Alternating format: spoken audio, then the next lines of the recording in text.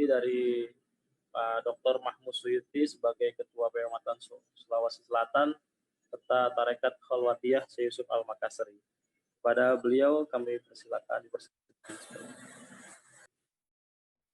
Pertama-tama yang saya muliakan, yang saya hormati, yang saya jadikan tabarruk dalam setiap doa-doa saya, guru saya Al-Habib Abdul Rahim As-Sakaf Wamaka sebagai Rais Awal Idara Alia Jamiah Ahli Thariqah Al-Mu'tabarah An-Nadiyah sekaligus sebagai Mursyid Khalwatiyah Syekh Yusuf Al-Makassari.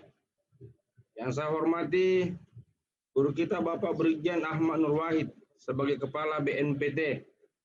Jadi saya sekedar saran Pak Jenderal, sebenarnya para mursyid-mursyid itu kalau berbicara tentang martabat 7 mereka kasyaf.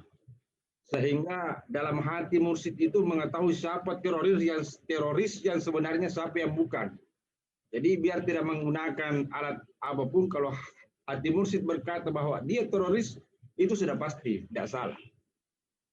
Yang saya hormati sahabat saya Dr. Nurul Gufran sebagai mantan ketua Matan Jember. Ya, waktu di Makassar saya selalu sama-sama. Begini Pak Nurul Gufran, itu KPK untuk mengetahui siapa koruptor, siapa yang pencuri uang negara, mursyid tahu itu. Kata hatinya mursyid tahu bahwa ini pencuri. Jadi Nurul Gufran tidak perlu pasang CCTV di mana-mana. Tanya saja mursyid siapa itu si koruptor. Yang saya hormati sahabat saya Kiai Napi. Ya ini Kiai Napi dengan Nurul Gufran ini kan satu bantal ya di Jember. Kemudian sahabat saya Haji Tahir, Kang Ajit. Setiap saya ke Bandung saya selalu mampir dan diskusi dengan beliau. Yang saya hormati sahabat saya Hasan Habibi. Ya, lama-lama ini Bang Hasan tidak pernah kita ketemu. Baiklah, Pak Kiai Ali Abdillah, saya sudah terima bukunya Pak. Sufisme Jawa. Yang pertama mungkin perlu ditanggapi, ini kan kita berbicara tentang wawasan Nusantara. Ini buku ini sangat menggeliat dan bisa memancing kita semua lagi, memotivasi kita untuk mengarang sebuah buku tentang sufisme Sulawesi misalnya, sufisme Sumatera, atau sufisme Kalimantan dan seterusnya, atau sufisme Mandar dan seterusnya. Itu yang pertama. Alhamdulillah, terima kasih bukunya Gus dengan ketebalan 300 halaman. Sedikit saja Gus Abdillah bahwa sesungguhnya ketika saya menerima telepon dan undangan untuk menanggapi ini, pertanyaan saya itu yang pertama, ini berbicara tentang sufisme Jawa. Saya bukan orang Jawa.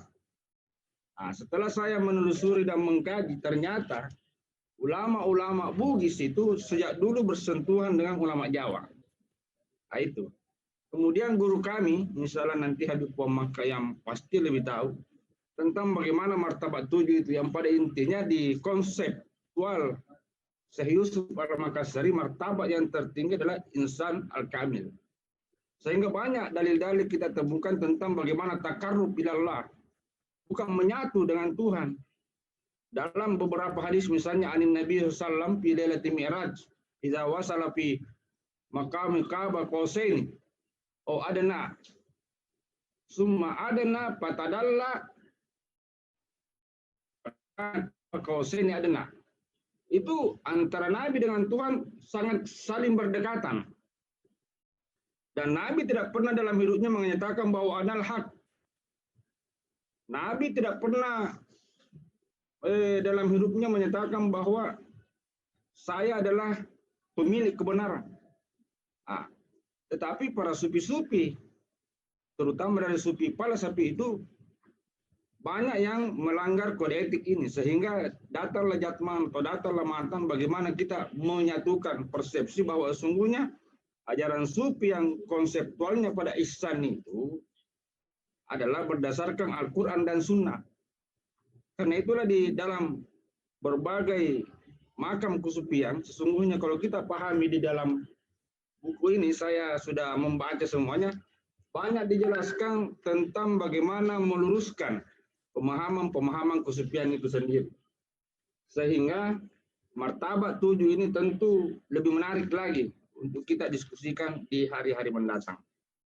Kira itu tanggapan saya atas buku ini. Terima kasih kepada seluruh sahabatku, kepada guru saya, Habib Pemaka. Wallahul muwaffiq ila aqwamit thariq. Wassalamualaikum warahmatullahi wabarakatuh.